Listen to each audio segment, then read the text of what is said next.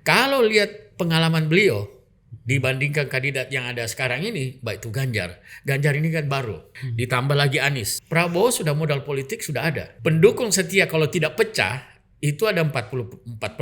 Kalau dia tambah saja 6% atau 7%, itu satu putaran. Atau juga menentukan siapa wapres yang paling cocok bisa menaikkan melebihi suara yang diperoleh 5 tahun yang lalu. Mencetus tentang IKN, Prabowo juga punya andil di sana. Siapa kira-kira yang bisa melanjutkan adalah orang-orang yang percaya oleh Pak Jokowi. Jokowi ini punya daya dukung juga ya. Kalau dia memberi bawa dukung si Prabowo, itu 20% bisa dia dapatkan gitu. Prabowo dengan Ganjar ini bisa disatukan menurut Pak Asrul ini. Nah, ada wacana di beberapa tempat juga mau menggandengkan antara Pak Prabowo dengan Ganjar gitu. Nah, kalau ini terjadi, mungkin hanya satu kali putaran.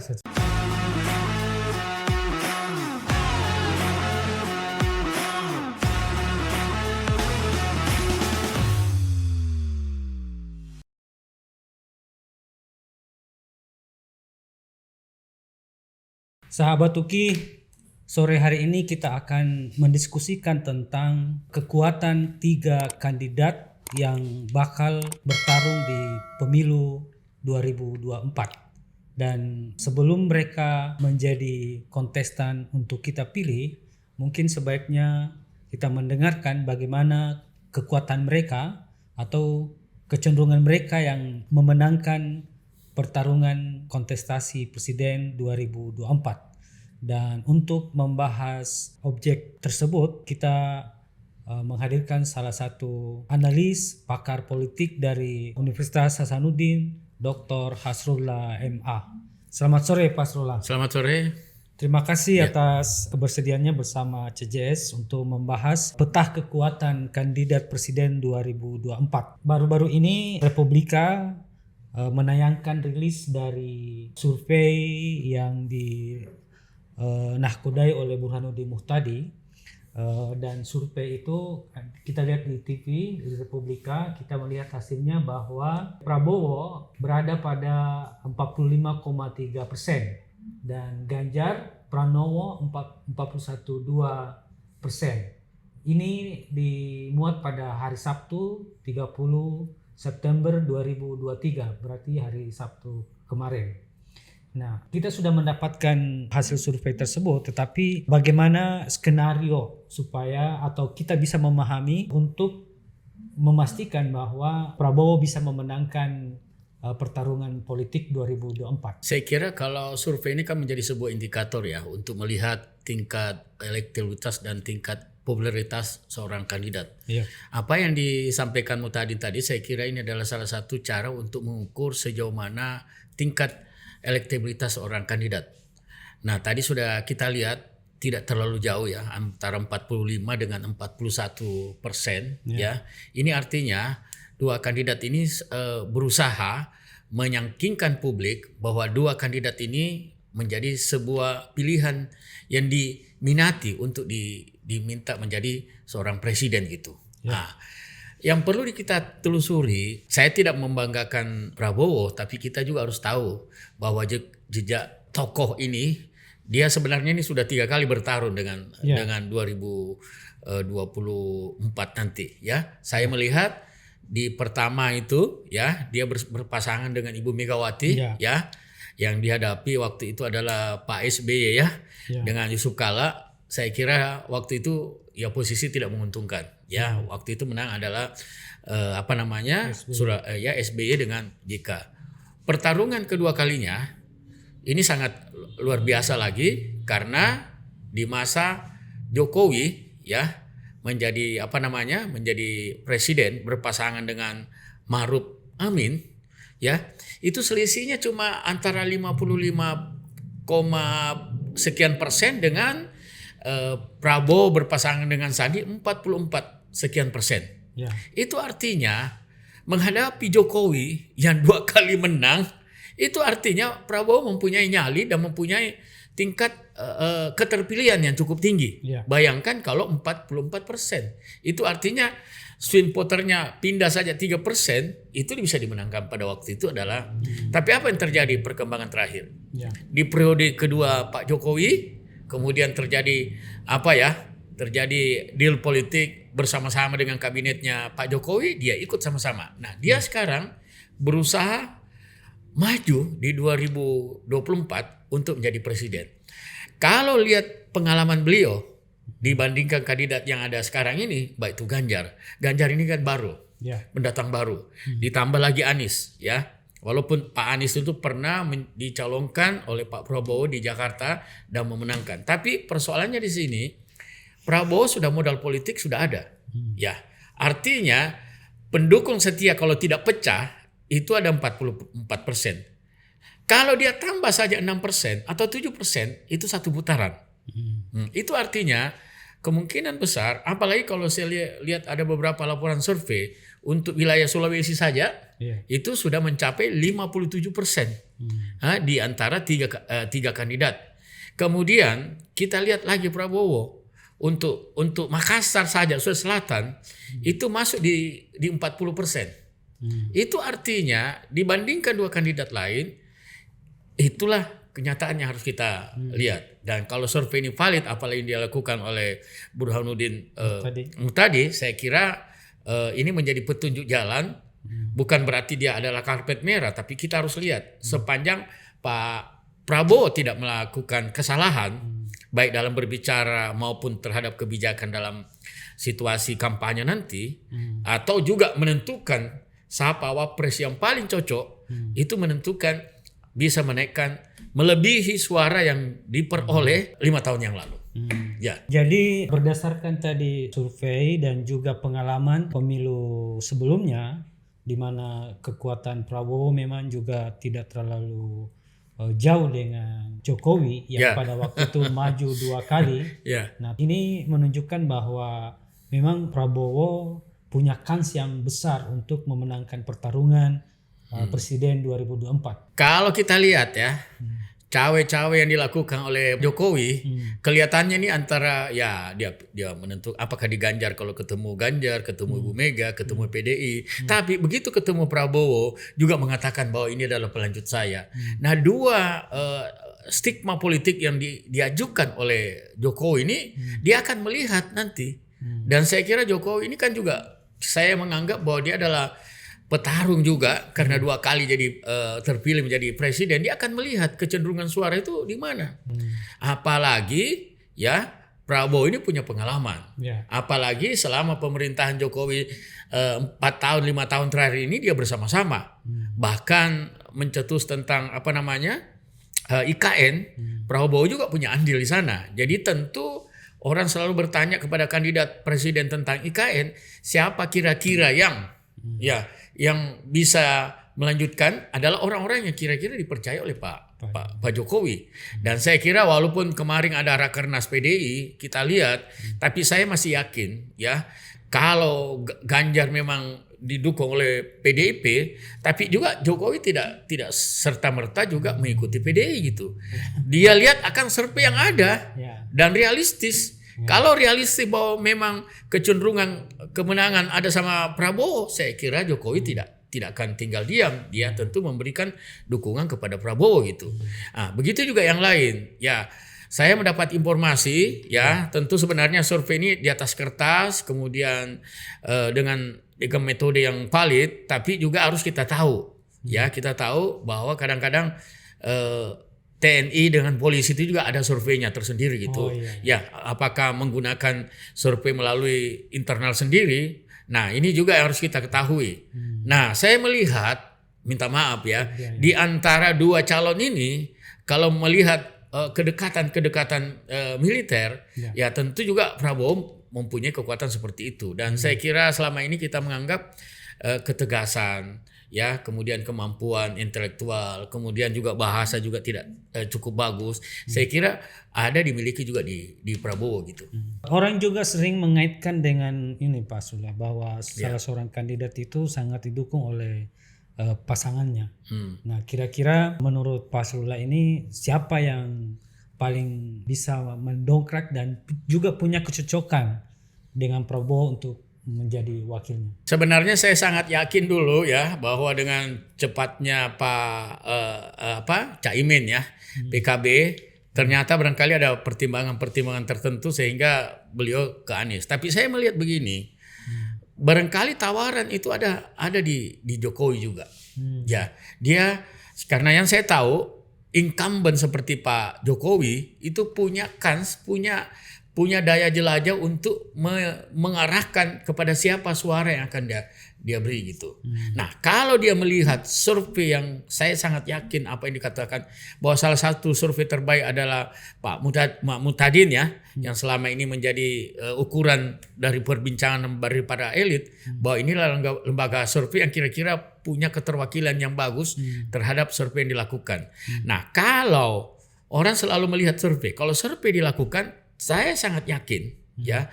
Nah, namanya politik ya. Bisa saja hari ini ya, bisa besok. Tapi saya sangat yakin kalau survei Prabowo terus naik dan mencari wakilnya juga akan mendongkrak naik menjadi tidak hanya menjadi 44% di 5 tahun yang lalu, dia bisa saja sampai 51, 52, berarti pertandingan ini hanya satu kali gitu.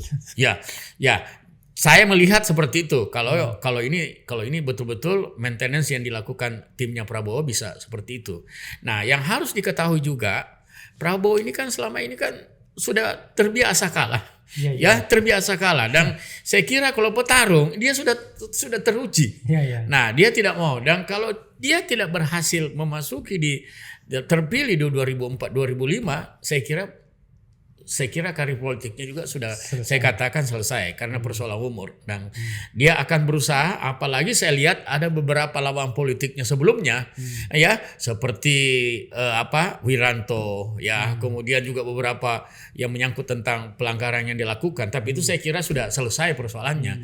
Banyak perwira yang sifatnya yang dulu yang bersebelahan dengan Prabowo kembali bergabung dengan dia.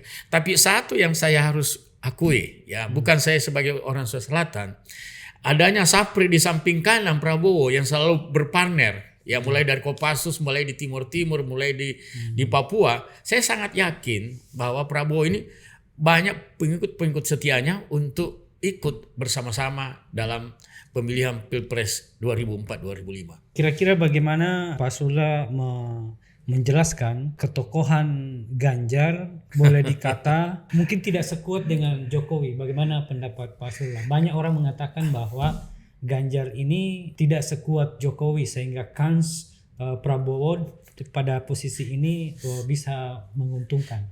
Pertanyaan ini bagus sekali buat saya ya. Ini Jokowi ini sebelum di Solo itu sudah digadang-gadang. Sudah digadang-gadang. Bayangkan dari wali kota Solo kemudian pindah ke Jakarta. Itu tidak selesai dia punya. Karena apa? Karena ketokohan Pak Jokowi pada saat itu betul-betul mumpuni gitu. Nggak ada yang bisa menawarkan. Makanya saya melihat kalau ini Marwah ini digandengkan dengan Prabowo, saya kira selesai hanya satu kali putaran. Tapi saya melihat apa yang dilakukan Jokowi, saya kira Pak Jokowi ini sudah berpengalaman ya, 2 periode presidennya, kan 2 kali pertandingan selalu dia menang. Itu artinya ada chemistry yang bisa diwariskan. Karena dia juga tidak mau melihat bahwa begitu dia kasih kepada kandidat ya, banyak dia kasih kandidat itu dia dukung penuh kepada Ganjar, tapi kalah, apa artinya? Ya, ini juga di mana mukanya Jokowi? Ini juga serba salah juga. Begitu juga yang selalu Ibu Mega mengatakan bahwa Pak Jokowi itu petugas partai. Sekarang tinggal bagaimana meyakinkan PDI, meyakinkan Ibu Mega bahwa Prabowo memang sejak dulu dia bersama-sama. Bayangkan 10 tahun, 15 tahun lalu sudah pernah berpasangan. Jadi sebenarnya saya melihat, saya takut ini pertarungan yang akan datang itu hanya 2 yang bisa muncul di permukaan gitu. Tanpa mengabaikan apa yang dimiliki oleh Anies Baswedan. Memang Anies Baswedan di mana surveinya beliau tidak pernah naik, selalu nomor 3. Tapi saya harus ingatkan, dalam metode penelitian survei ada namanya silent majority, yang kadang-kadang kita tidak lihat di permukaan. Begitu ada kesalahan atau trouble yang dilakukan oleh kandidat lain, tidak tertutup kemungkinan Anies juga bisa menyalip gitu. Saya kira begitu. Berdasarkan tadi pengalaman bahwa Prabowo juga punya kedekatan dengan PDIP. Nah, kira-kira ini juga mencuat di wacana nasional bahwa ada kemungkinan hanya 2 poros. Nah, apakah ada kemungkinan Prabowo dengan Ganjar ini bisa disatukan menurut Pak Asrul? Saya kira itu tergantung kepada saya ya. Tergantung Prabowo dengan Bu Mega. Ya, kalau lihat surveinya tadi ya itu hanya beda tipis. Kemungkinan besar dia akan tidak bergabung, akan Tapi kalau di putaran kedua melihat Prabowo muncul dan ada kemungkinan dia perkiraan kalkulasi politiknya bisa dia kawinkan, kenapa tidak? Nah, ada wacana di beberapa tempat juga mau menggandengkan antara Pak Prabowo dengan Ganjar gitu. Nah, kalau ini terjadi mungkin hanya 1 kali putaran. Satu putaran.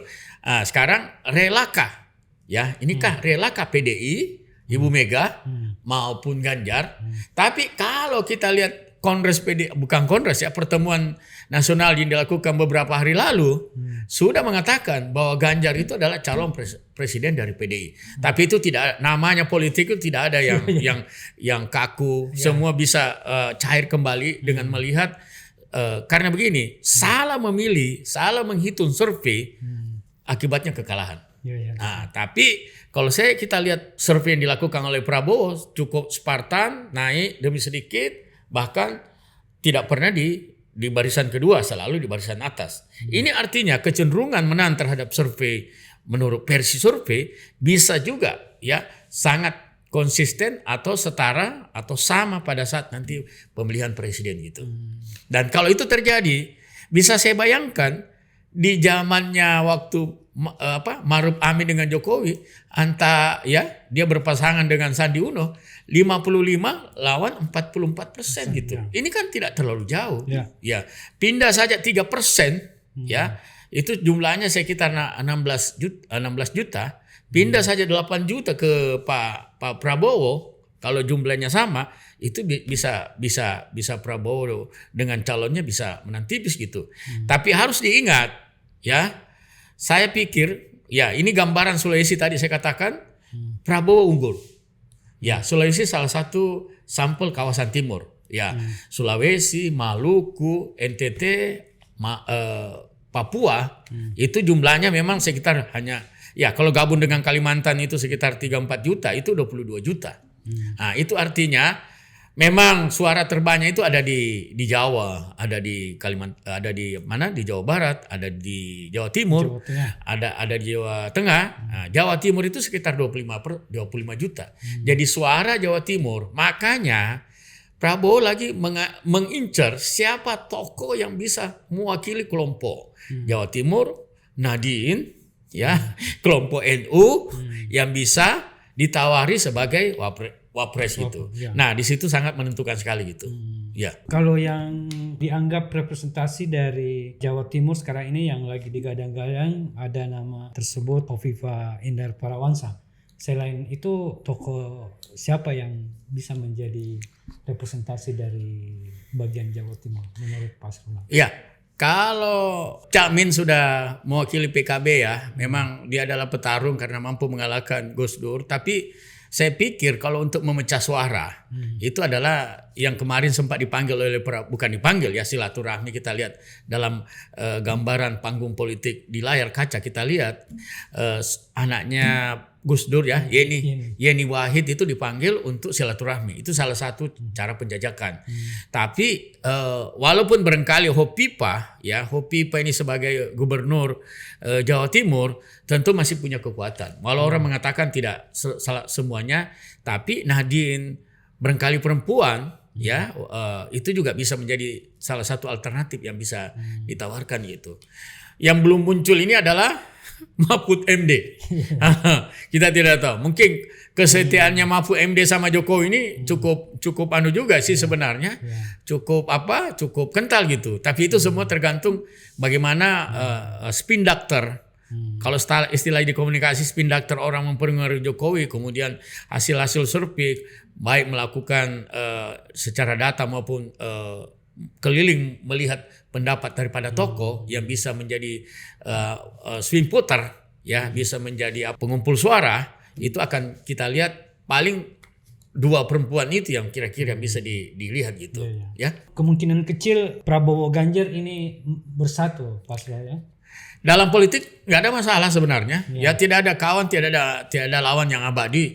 Tapi kalau ini terjadi, kenapa tidak? Kenapa tidak? Ya, karena ingat Ibu Mega dengan Prabowo punya hubungan batin.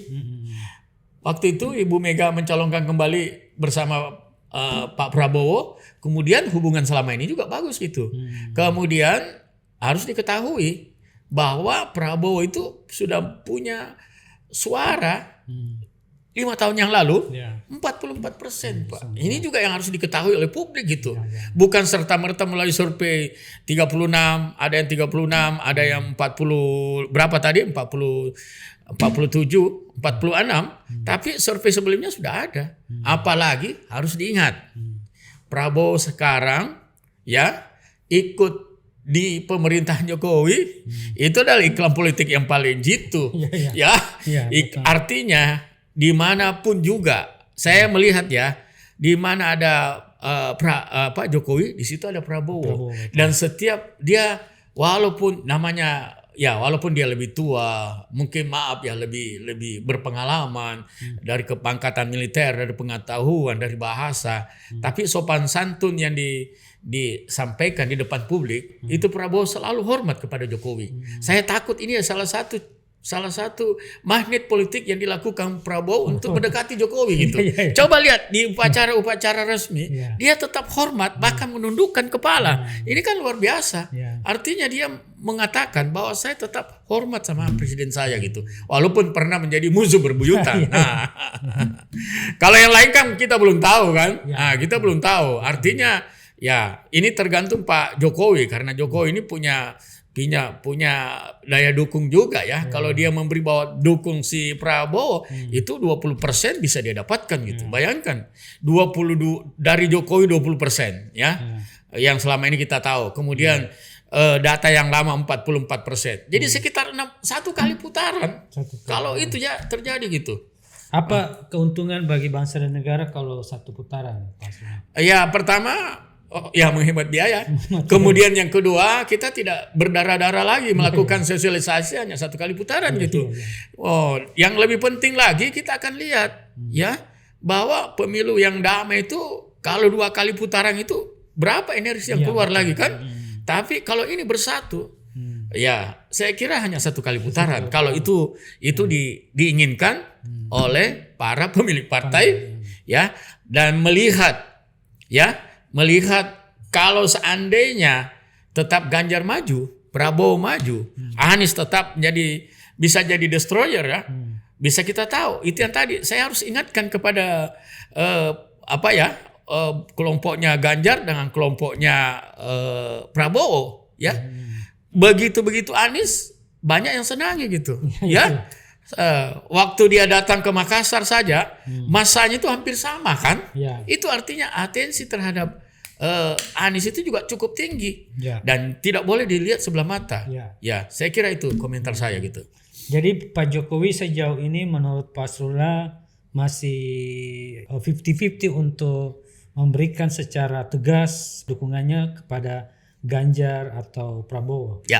Kalau dilihat dari segi pertemuan kan lebih selalu ketemu Pak Prabowo kan, karena di posisinya jadi Menteri Pertahanan. Menteri Pertahanan itu kan cukup di level yang cukup tinggi kan sebagai menteri. Kemudian Ganjar ketemu karena partai, karena gubernur. Tapi kalau melihat dari kohesivitas politik yang ada, itu kalau bicara kedekatan, tentu lebih dekat dengan Prabowo.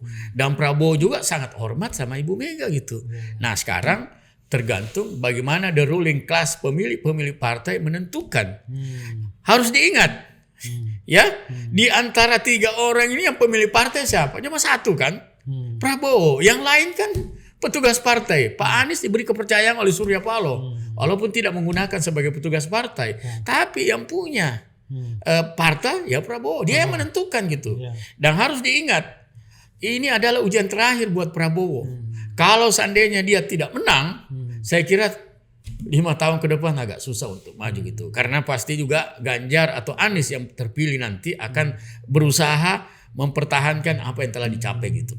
Menurut Pak Srula, ini adalah kesempatan terakhir bagi Prabowo dan tentu saja dia akan menggunakan segala kekuatan yang dimiliki dan tentu saja juga pengalaman. Saya suka ini pertanyaan. Ini adalah kesempatan terakhir Prabowo dari segi umur. Ya. Tapi saya melihat kalau tidak dia dapat menjadi presiden, saya kira selesai dia punya karir. Karena apa? Sudah 3 kali. 3 kali kalah. Kalau 3 kali kalah tidak mau 4 kali kalah gitu.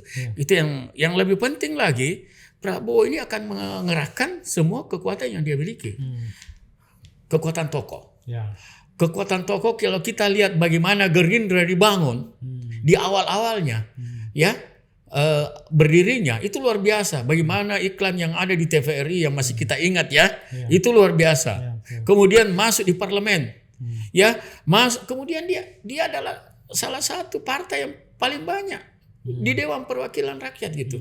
Itu artinya tidak hanya di tingkat tidak hanya di tingkat nasional. Di beberapa tingkat provinsi maupun kabupaten selalu masuk. Gerindra ini termasuk 3 besar gitu. Artinya kadernya itu sudah tersebar kemana-mana gitu. Dan lebih penting lagi ya, minta maaf, dia matang di kemiliteran.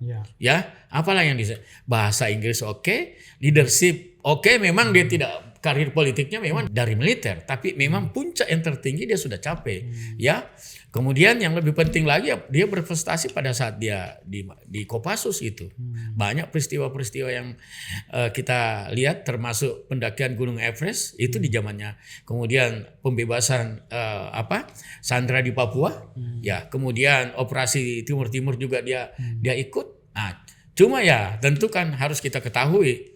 Saya tahu Prabowo pada saat itu memang lagi kuat-kuatnya ya. Kadang-kadang sikap-sikap sebagai tentara itu muncul. Tapi dengan usia yang sudah 70 ini, itu akan melihat bahwa kematangan berpikir, sikap berperilaku, dan kita lihat bagaimana dia menghormati Jokowi sampai menunduk biasa. Ini kan suatu perubahan sikap yang luar biasa. Mungkin karena dia tahu, terus kalau saya mempertahankan karakter yang kemarin yang mungkin agak keras dan tegas, sekarang dia harus menunjukkan bahwa dia adalah orang yang tentara yang lemah lembut, sehingga perkataan-perkataannya pun juga sudah mulai tidak seperti dulu lagi. Saya kira mungkin karena kematangan emosionalnya sudah cukup sudah cukup banyak. Kemudian sikap-sikap perilaku yang sifatnya tegas dan keras itu tidak kita dapati lagi gitu. Bagaimana Pak Srula sebagai pengamat dan sekaligus akademisi menilai atau bersikap tentang wacana gabung Ganjar Pranowo dengan Prabowo? Bagaimana sikap Pak Srula sebagai seorang akademisi dalam kaitannya juga dengan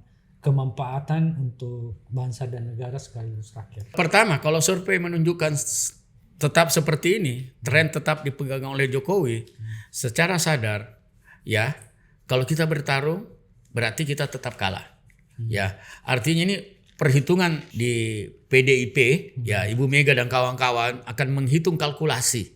Kalau bersama bagaimana, kalau dia bersama bagaimana. Kalau dia bersama itu berarti saya yakin ya, barangkali dengan memperhatikan survei yang di layar monitor tadi, itu artinya putaran pemilihan presiden hanya 1 periode. Kalau tidak, itu dua putaran. Jadi saya berharap ya 1 kali putaran aja lah, supaya kita ini ditambah lagi periode putaran kedua itu memakan tenaga, pikiran, kemudian masyarakat mobilisasi lagi, kemudian dana. Kenapa dana itu tidak? Nah, sekarang tergantung kedewasaan masing-masing ketua partai. Karena yang menentukan adalah ketua partai, apalagi di PDIP. Ya, Ibu Mega yang sangat powerful, berkuasa, sudah menugaskan. Tapi buktinya kemarin kan rencana anaknya Puang yang mau dimajukan, ternyata Ibu Mega dengan wise melepaskan kewenangannya, memberikan kepada Ganjar.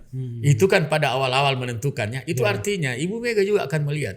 Yang kedua yang saya lihat, kalau diserahkan suara itu ke Prabowo, saya kira ini kan jalinan emosional sudah ada sebelumnya gitu. Tidak mungkin lah. Dan tentu akan, ya itu nanti apakah terjadi power sharing itu tergantung di sana.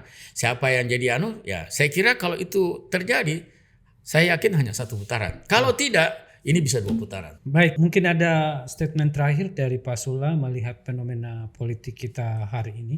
Ya, saya sangat syukur sekali tidak lama lagi di minggu ketiga Oktober bulan ini itu sudah masuk tahapan ya pendaftaran.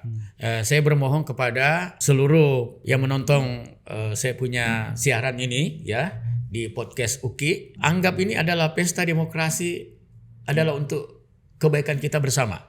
Ya, itu yang pertama. Yang kedua, pesta demokrasi dianggap sebagai suatu hal untuk sebagai panggung politik melihat memilih pemimpin mana yang pantas untuk dijadikan presiden gitu. Tanpa mengabaikan hal-hal yang sifatnya dukungan dari masyarakat kita. Saya tahu ya 3 kandidat ini memang punya kapasitas. Tapi tidak tertutup kemungkinan kalau dia bergabung, siapapun yang terpilih. Kalau 3 kandidat ini bisa bergabung bersama-sama, kenapa tidak gitu? Tapi itu tergantung dari presiden yang terpilih. Dan saya pikir siapapun yang terpilih jangan menganggap yang kalah itu adalah menjadi musuh yang abadi. Tidak. Baik dirangkul, kemudian dia bekerja sama untuk bangsa dan negara. Dan saya minta pesta demokrasi kali ini jangan sampai menimbulkan korban. Kemudian yang lebih penting lagi kita memilih presiden Indonesia, bukan presidennya orang lain gitu. Ya. Oke, baik, terima kasih sahabat UKI. Demikian perbincangan kita dengan Dr. Hasrullah, dan sebagai penegasan meng-highlight pernyataan Pak Hasrullah tadi yang menurut saya sangat penting untuk didengarkan oleh para pimpinan partai politik, bahwa pemilu 1 kali putaran itu lebih bagus, lebih bermanfaat bagi bangsa dan negara dan juga untuk rakyat Indonesia. Terima kasih atas perhatiannya. Demikian diskusi kita sore hari ini. Insya Allah kita akan bertemu pada diskusi berikutnya. Assalamualaikum warahmatullahi wabarakatuh. Waalaikumsalam. Terima kasih banyak Pak Hasrullah. Ya, sama-sama.